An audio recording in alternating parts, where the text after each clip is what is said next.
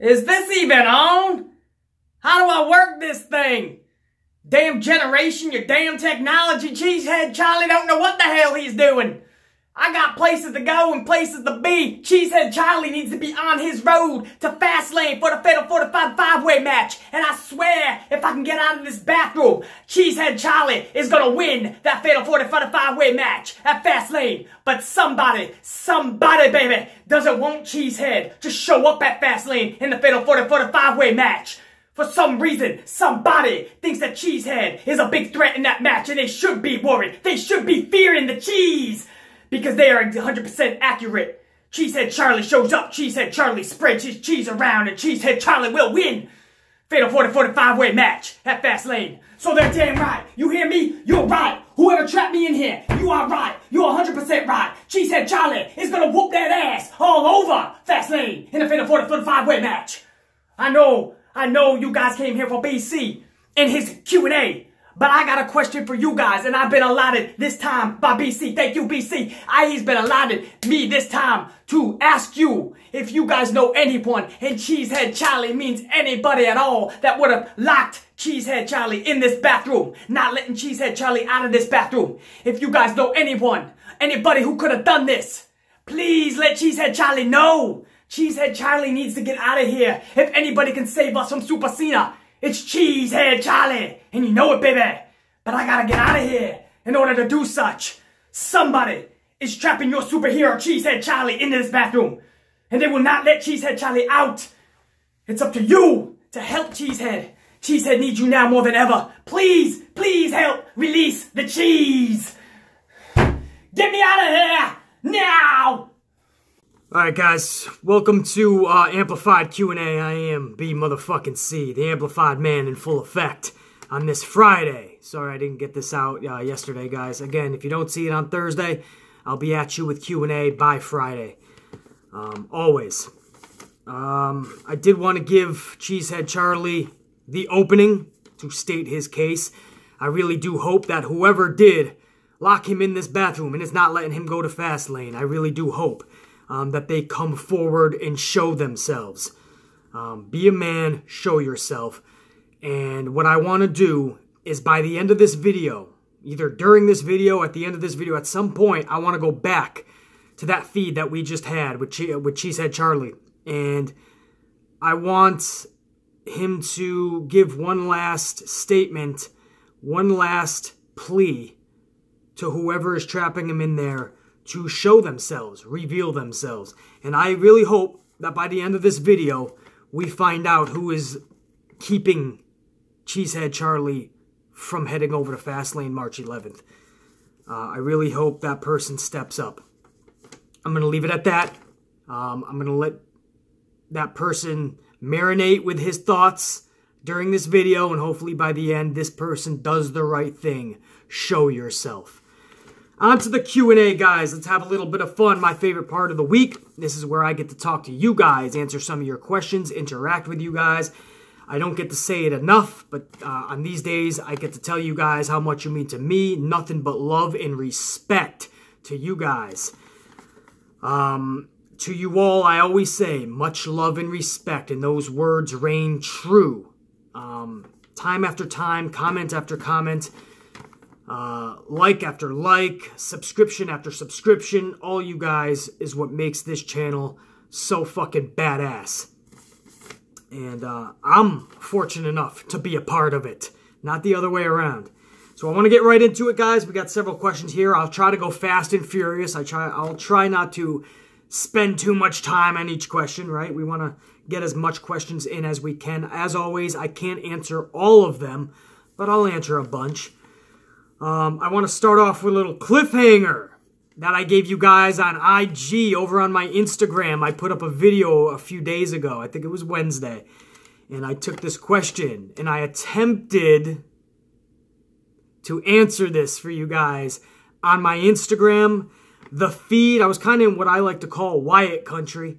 And this feed kind of screwed up. So I really didn't get to answer it completely, as you guys know over on my Instagram. So let me reiterate what the question was, and I'll answer it in full now. And that was from Chauncey. This was over on, man, I don't know if this was Twitter or YouTube, so I apologize. But Chauncey asked, BC, it's obvious you love Sasha. Trust me, I understand. And the same with Ronda.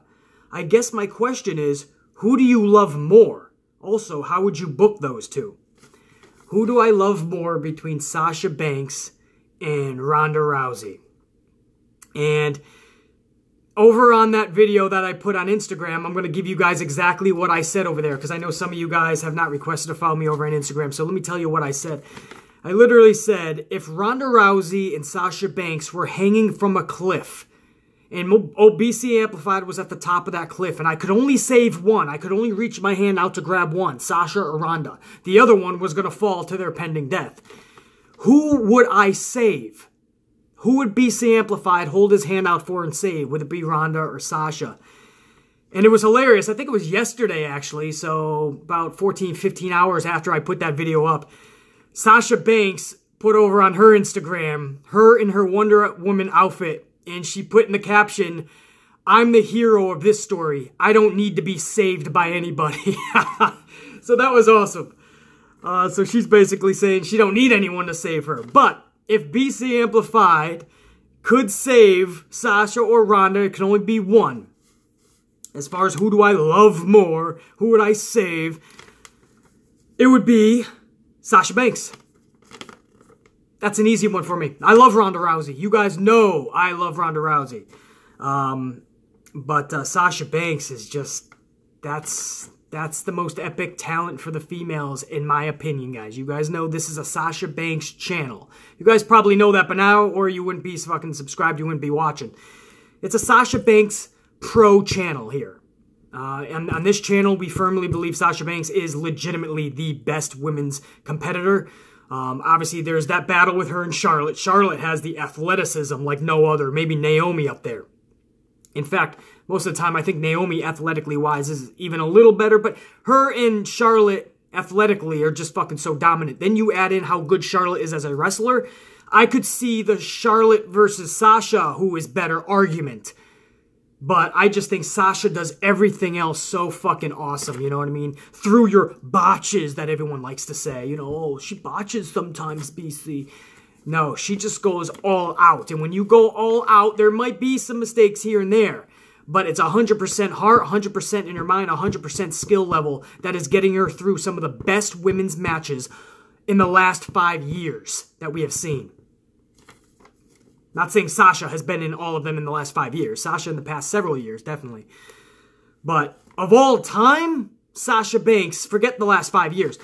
Sasha Banks all time, for me, has put on the best women's wrestling matches. The best. If I named my top 5 women's wrestling matches, I bet you, if not all, most of them will all be Sasha Banks matches. That goes to show you guys. Some of your favorites, their best matches were probably against Sasha Banks, if you really are honest with yourself.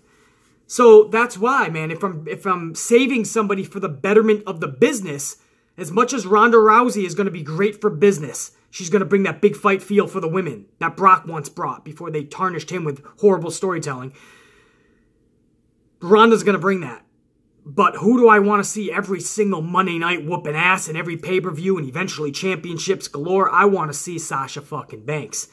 So even though she corrected me and said I don't need no saving on her Instagram, I still, if it ever came about, if you ever did need saving, Sasha, your boy B motherfucking C has got your back on this one. I gotta save Sasha Banks. As far as the second part of your question, Chauncey, how would you book those two, Ronda and Sasha? That's easy. Championships galore. Throw straps on these women and watch them soar. Because that's how badass they are in that ring. And that's how, I mean, I honestly believe both can hold that title for over a year if WWE gave them the time.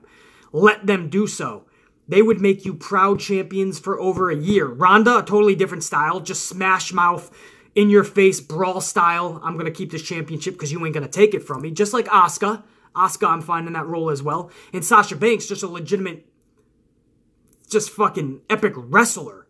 holding that championship. So I think you would have the best of both worlds. One champion is smash mouth in your face brawl style. The other one is just execution, even aerial, ground tactic, just a good all-around skilled wrestler. You would have the best of both worlds. I'll shut up about that, but that was my cliffhanger that I left you guys over on Instagram. Thanks for having fun with that. I don't think anybody got really upset with it. BC, what the fuck? You guys know I like to have some fun over there. Let's go over to Nicole Lee. Nicole, what would have been the point of Braun winning to face Brock when he's already fought Brock multiple times and lost?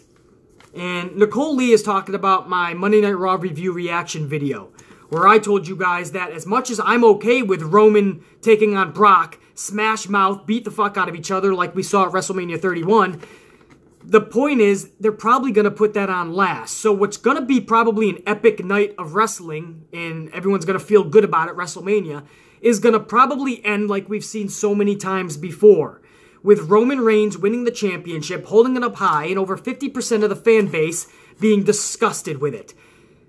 There's a problem when our pay-per-views, after watching wrestling for 3, 4, in this case even 6 hours of wrestling, including the pre-show, and then it ends with just a disgusted feeling. And this isn't just like the heel won, boo, we wanted the hero to win. But that's alright, cool night of action, the hero will get his day. That's fun, right? Like if Sergeant Slaughter would have beaten Hulk Hogan at WrestleMania 7. People would have been unhappy, people would have been crying, people would have been upset, but you know Hogan's going to come back, right? So that's fun, that's storyline. The heel pulled out the victory. In this case, you literally have 50% of your audience saying, we don't want to see this. We don't want Roman in this spot. We don't think this is the way that this should be going because we've been trying to tell you for 4 years that we want this to go a different way.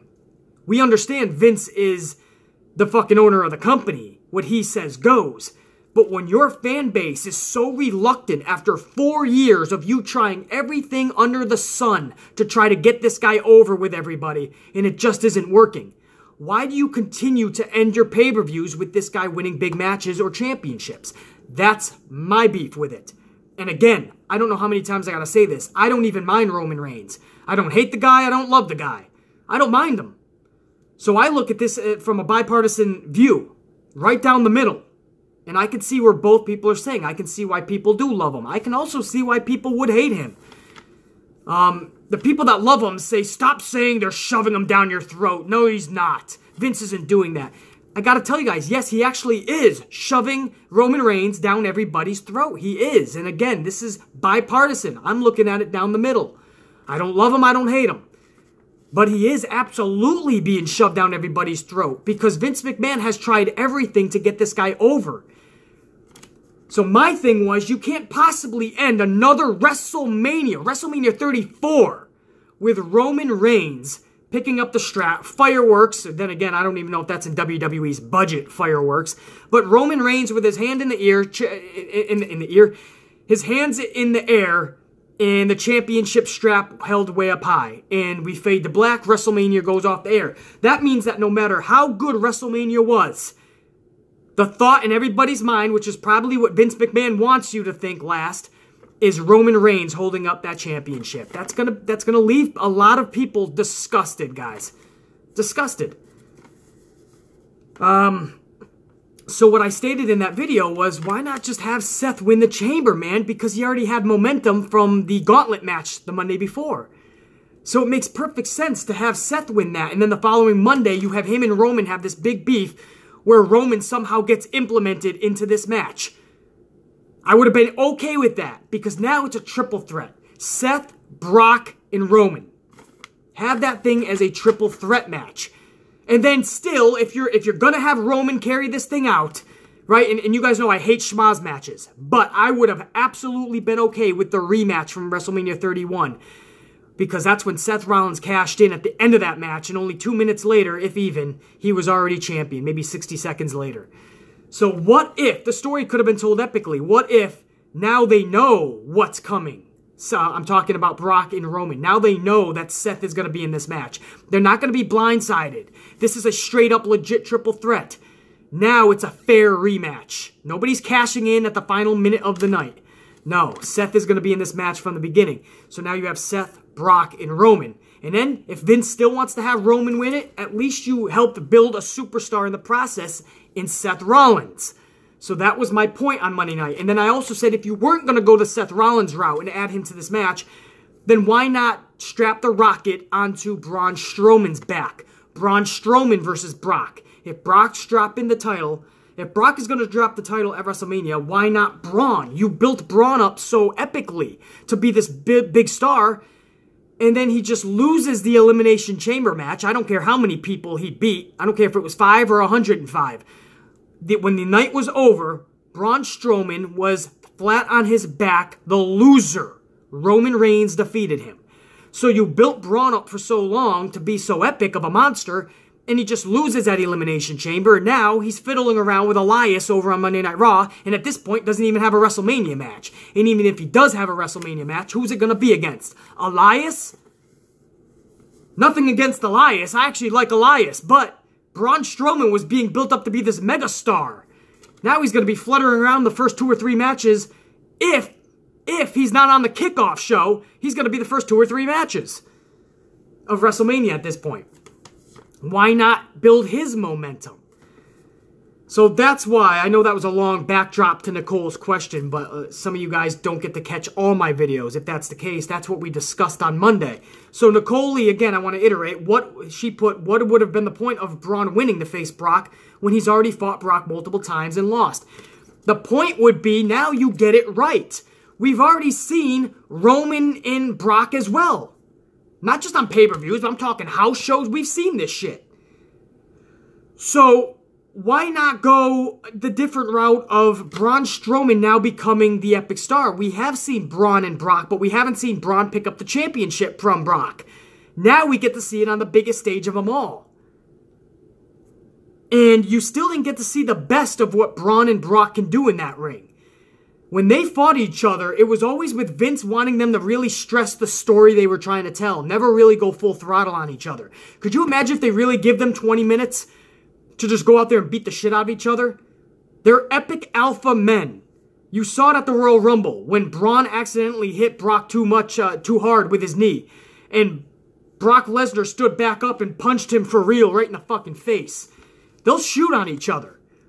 I would be way more inclined to see that, actually, because then, no matter what the outcome, the fans won't be disgusted when it's all said and done.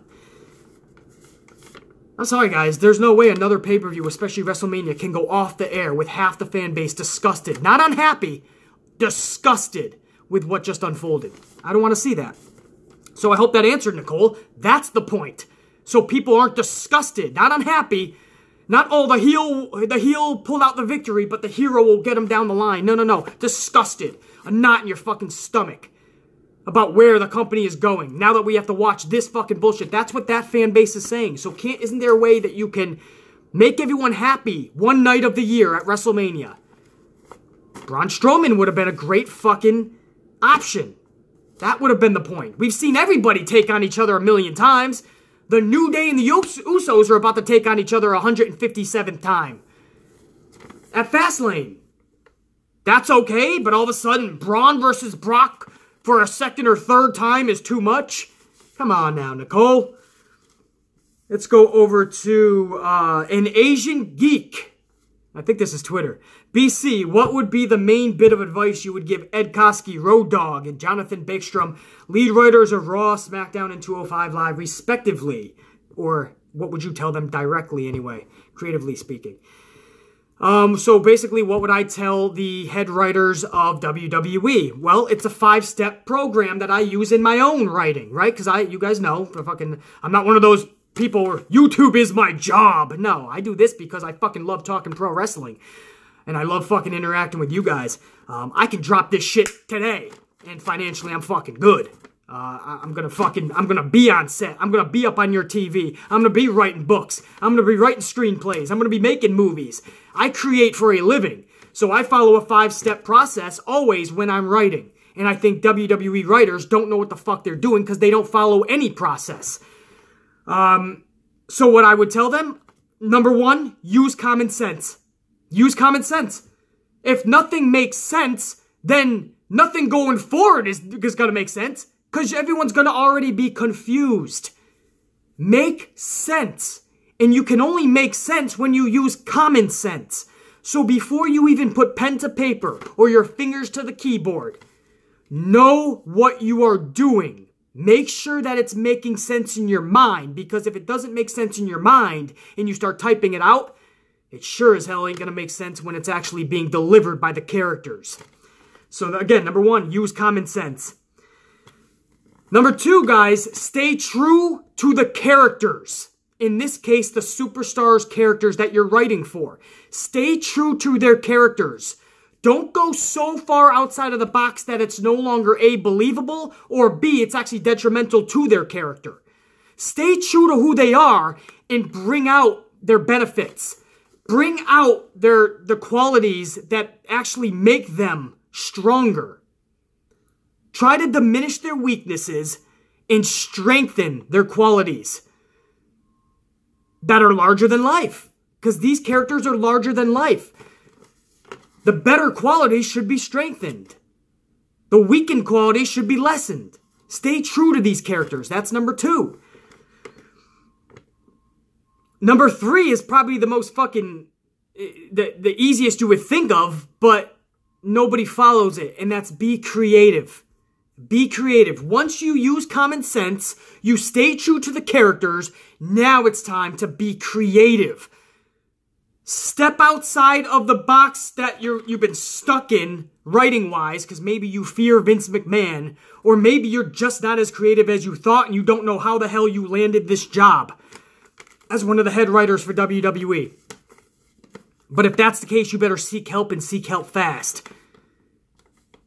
Be creative. What would you want to see that's going to be intriguing and exciting?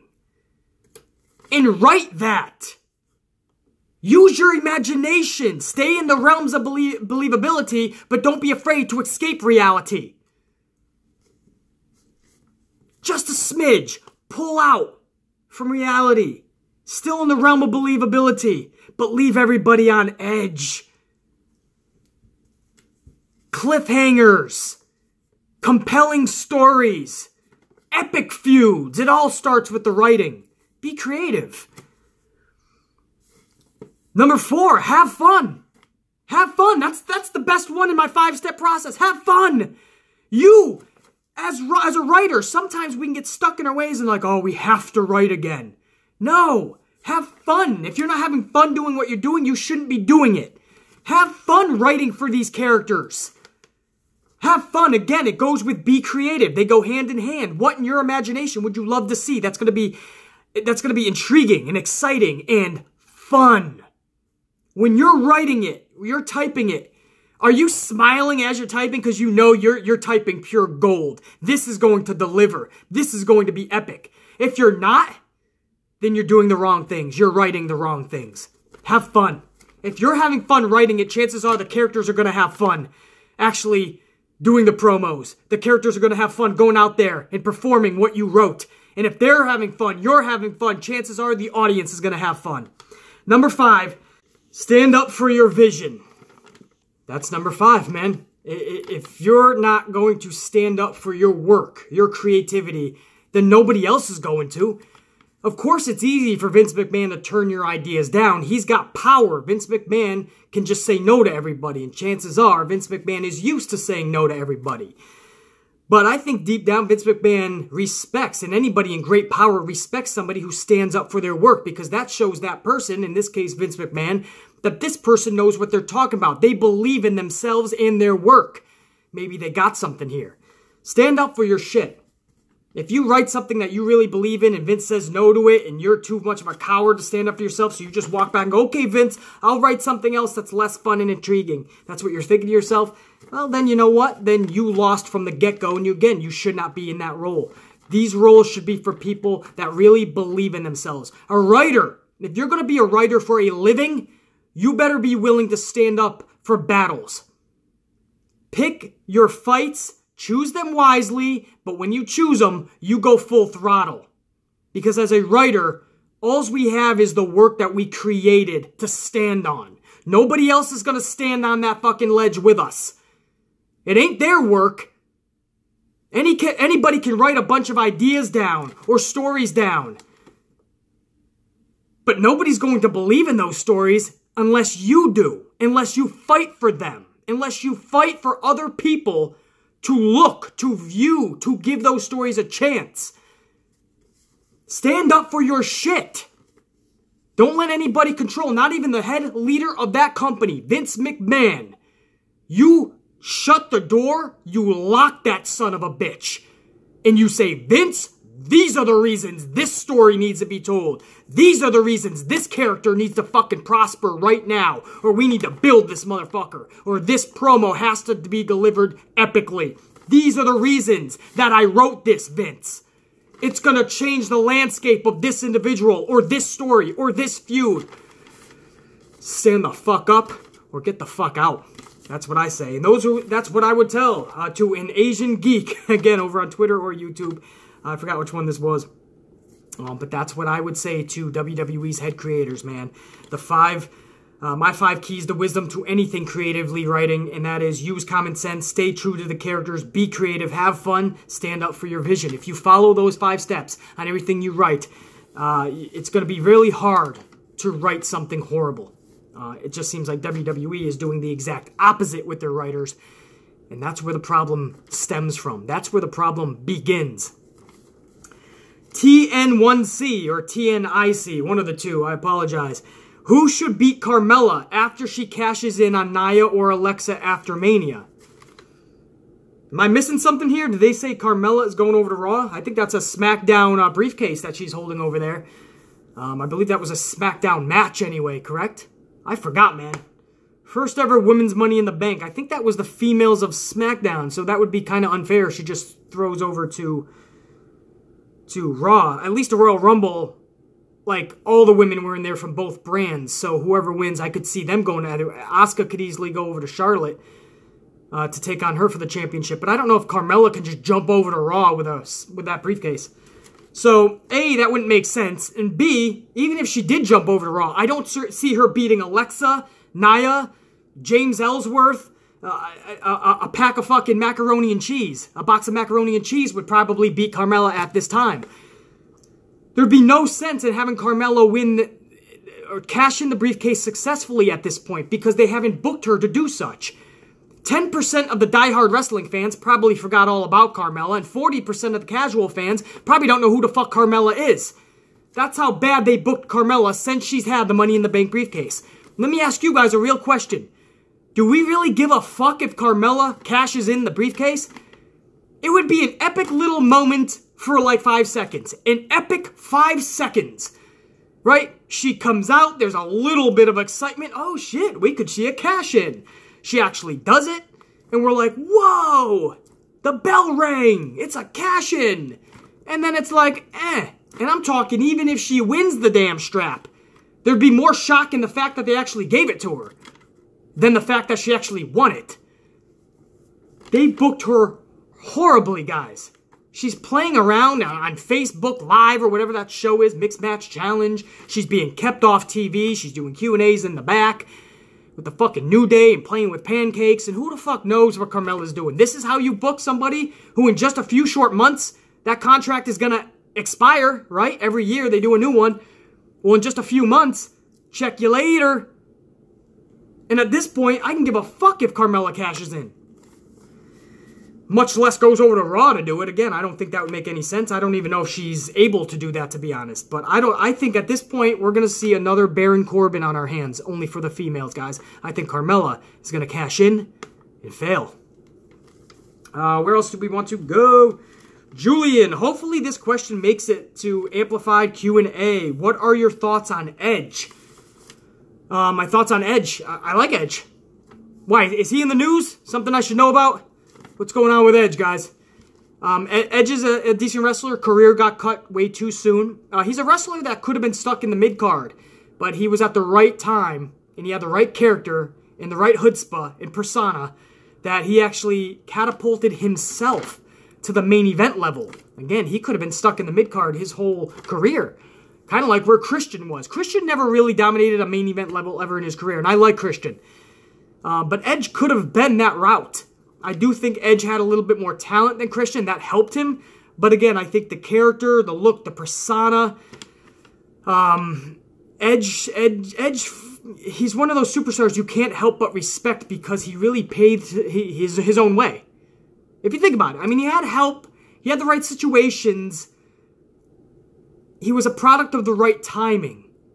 But when it's all said and done, man, it was everything Edge did for himself that catapulted him to where he got in the business.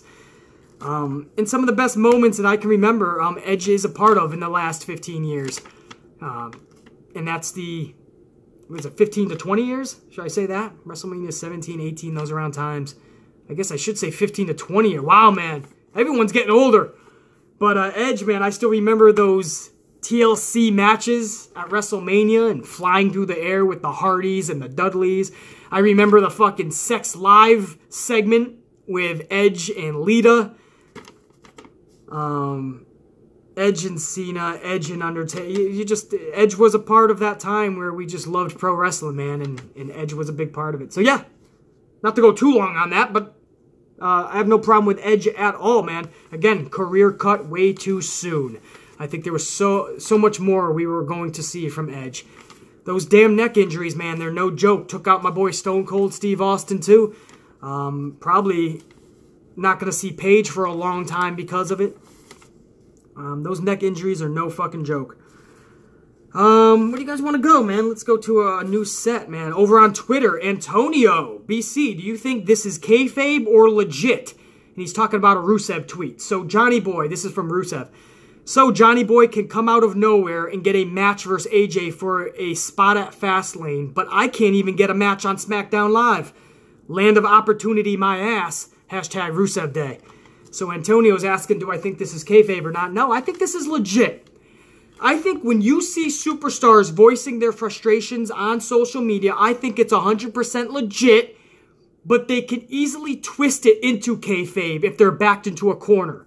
If the media really picks up on it, they could say, oh, I'm just fucking around playing my character. Or if they actually see John Cena in the back, they could just be like, oh, yeah, I'm having fun over on Twitter. But I think these are real frustrations, just like Booker T and Corey Graves. If you think for 1 second that was Booker T just having fun, no. On his podcast, when he told Corey, he said straight out, I think Corey Graves is a big reason why I'm no longer on Raw. Damn straight that's how Booker feels. Corey Graves was making him look like an idiot every step of the way. Now, yes, it was fun, and it created like this little fucking fun little tension, we thought. But no, if you look at poor Booker being portrayed as an idiot 3 hours out of 3 hours every Monday night, how can you not feel for Booker, man? I mean, Corey Graves would level the motherfucker until the point where they just said, you know what, let's get someone a little more elegant and eloquent like fucking... Jonathan, eloquent, yes, I said that right? I'm trying to say eloquent, I'm not even being fucking eloquent right now. Jonathan Coachman replaces him. And I think Booker T is kind of like, what the fuck? You know, I'm getting taken off. Corey Graves is still over there. And what the fuck did I just do the last 5-6 months? I just got made fun of. And then I got booted. I think that was Booker T coming out and saying fucking legit how he feels. But then, when Corey Graves called him and they're like, hey, we're cool, man, right? This is, is everything good? And Booker's just like, yeah, man, I'm having some fun. You know how I do. I'm having fun. You know what I mean? I'm sure that was fun for Booker, but I'm sure that was 100% legit. So then they came out with like, oh, it was just a fun storyline to try to ruffle up the fucking social media people of wrestling. Come on, dude. I'm not stupid. That was legit. What Booker was saying was pure facts, man. He was speaking from his heart. I'm sure he was having fun because he has no problem creating some conflict, creating some controversy. It's just odd that just 2 days later, they start breaking out that it was all just a hoax and having fun. Sounds like somebody, Corey Graves, was catching a lot of flack. Corey Graves had to call Booker and be like, hey, we cool, man? Because I'm getting a lot of hate. Can we just say this was a storyline? I see a lot of shit on social media, superstars venting, and yeah, they could easily twist that into kayfabe, but I think when they actually spend the time to send that tweet out, and there's no real gain from it, I think that they're speaking from their heart. I don't think Rusev's tweet of this is going to get him spots on SmackDown Live. Or maybe they think it is going to catch Vince McMahon's eyes if I do voice my frustrations. We've seen it before with other superstars. They would leave this tweet and Vince would be like, fuck, we don't want to like have a bad episode on social media. We don't want the media to capture these fucking images of my wrestlers not happy with their spot on the company. So let's give them some spots. Let's give them some fucking good matches, some hype. Let's start to build them a little bit. So maybe they do use social media for that. But it ain't just for kayfabe. They're legit speaking what's in their heart and their mind, man.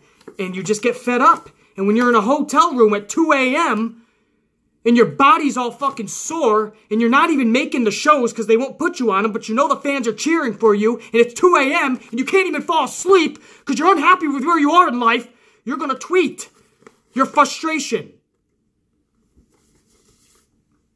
Don't ever let anyone fool you and say everything's kayfabe. No, man. Now with social media, these wrestlers get to voice their opinions at 2 a.m. when their body is sore and they're not happy with where they are professionally.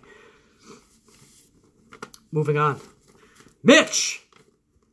I think this is also Twitter. Yo, PC, have you ever thought of doing a live stream during Raw or SmackDown Live? I'm sure the Amplified Unit would love anything I'm sure the Amplified Unit would love watching the shows with you. That's awesome, Mitch. I never considered it, nor will I. That's not how I would enjoy watching wrestling. I know a lot of you guys would enjoy watching it with me. Don't take this the wrong way, because you guys know I love you guys. I would not enjoy it watching with you. Because, and let me explain, when I watch pro wrestling, I literally suspend everything else. I am now in tune with that product. That's why I get a channel like this that lots of people actually watch. Because you can see the passion, the creativity, and the knowledge in me. And that's because for years and years, even decades, that's how I've always watched pro wrestling. Detail for detail. And I have to be fully into it, fully invested in everything. Even if I'm not happy with it, even if I'm not intrigued by a certain storyline or feud, I have to be fully invested. I have to capture it all in that 2-hour show, or 3-hour show, or 4-hour, 5-hour pay-per-view. I have to capture it all, soak it all in like a fucking sponge.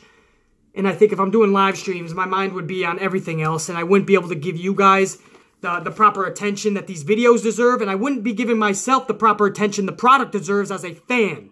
That's a big issue. So no, I would never consider that, Mitch. The General over on Twitter, do the championships even mean anything anymore? No. Championships stopped meaning anything a long time ago. And that sucks because I'm old school. I feel that you should be in this business to try to reach the highest prize possible. The main events on the biggest shows and those straps. And nowadays, the straps are just being tossed around to everybody. Some straps are not even being defended on the pay-per-views. The champions can't even get a spot on pay-per-views. It's almost like if you're a champion, you're going to get punished.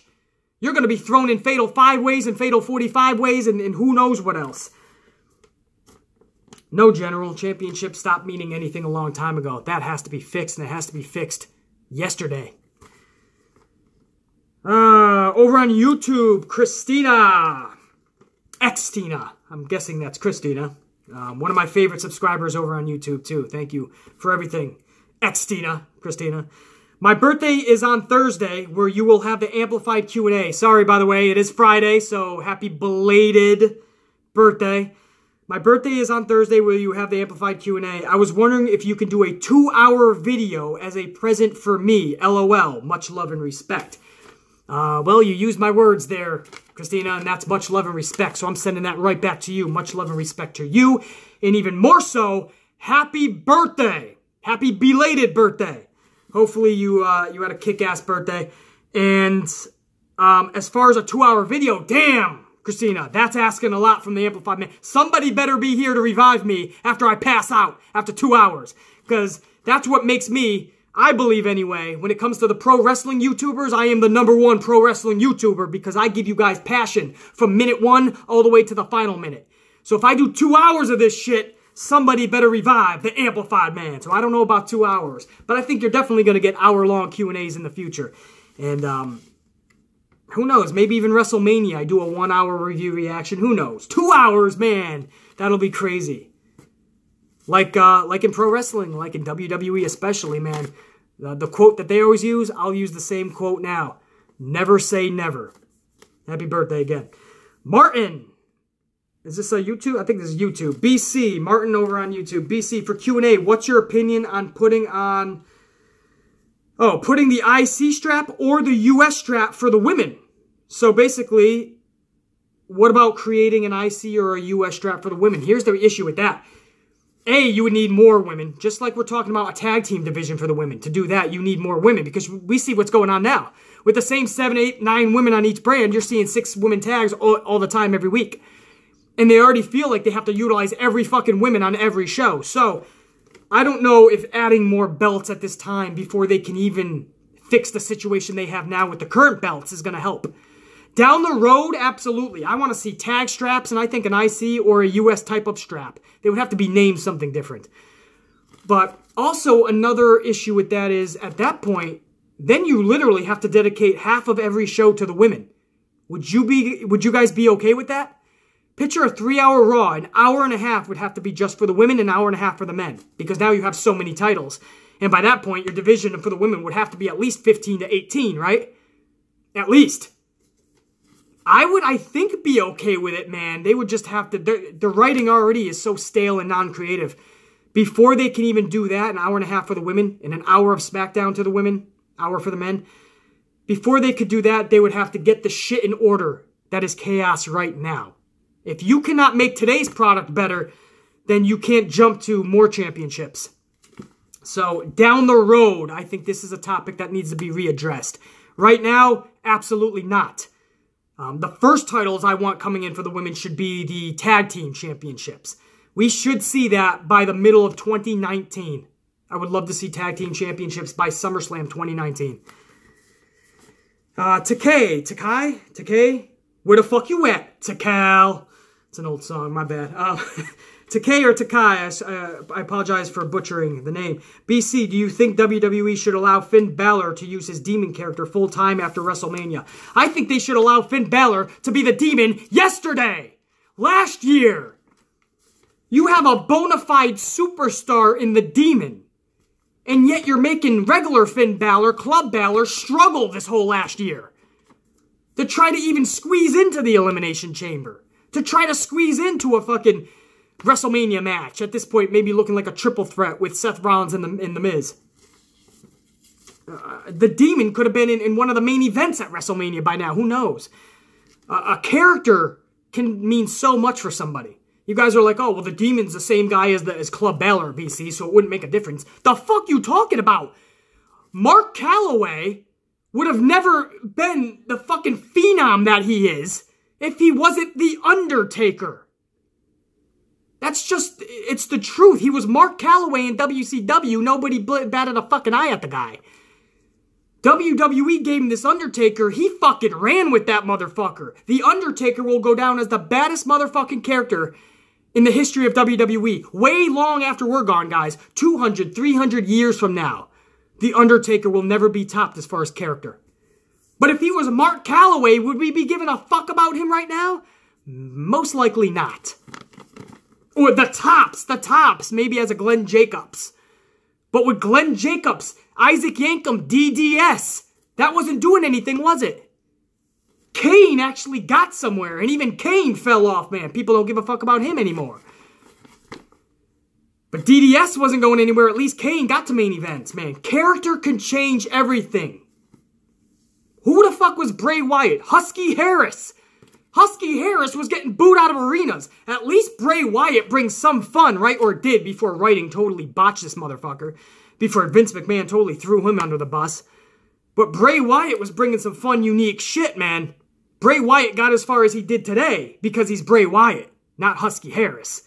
The Demon needs to come back. I don't even care if it's full time. I don't think I'm just going to shut up about it, man. How the fuck we have not seen a Demon in a fucking year is beyond me. Where do you guys want to go, man?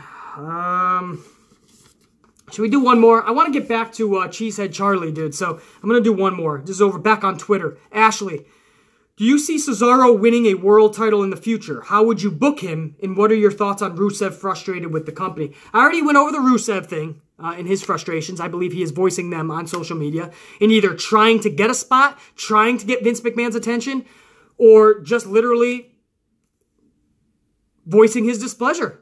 And if somebody in the back like John Cena confronts him, maybe he could twist it into, oh, I was just having kayfabe fun. But I think these are his frustrations, absolutely. Back to your first two questions.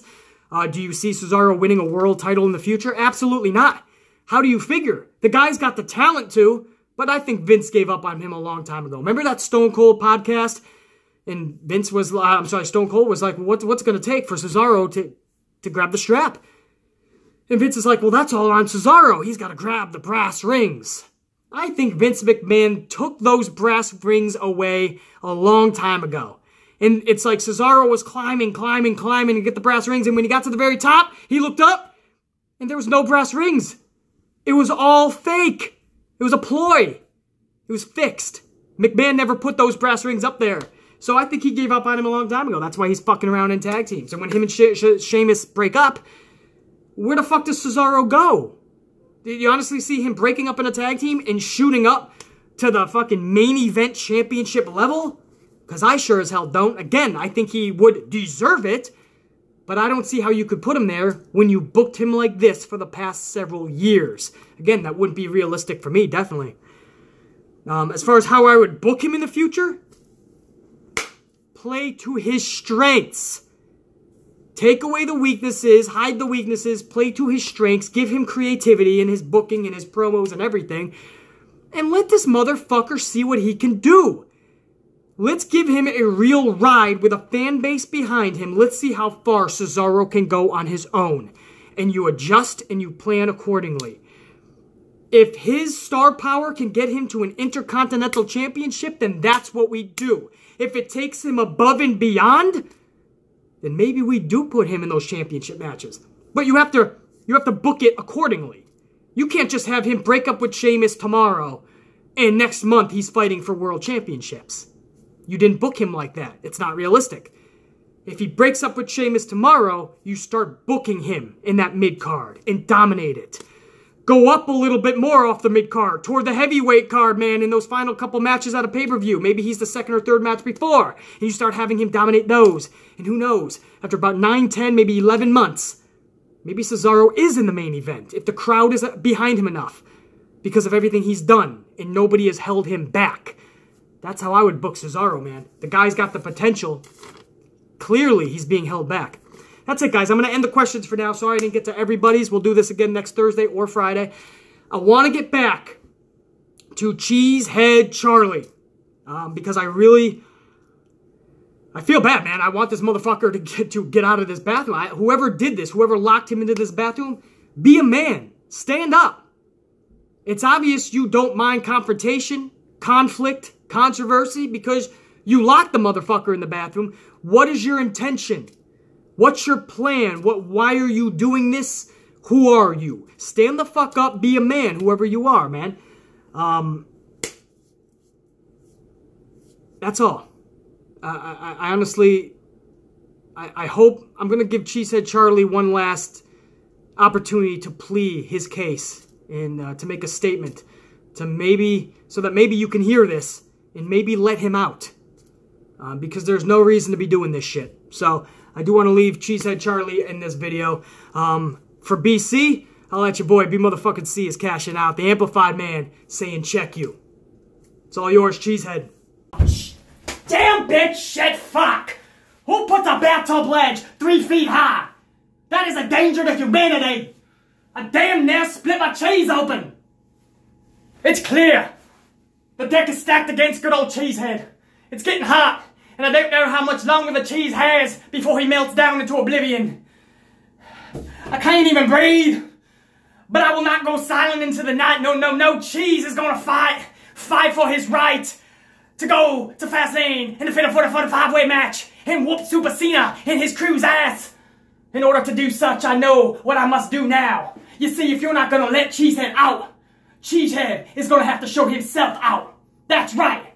I am willing now to take out this door and anything you put in front of this door. or behind this door, or to the side of this door, on top of this door, below this door, anything to do with this damn near door.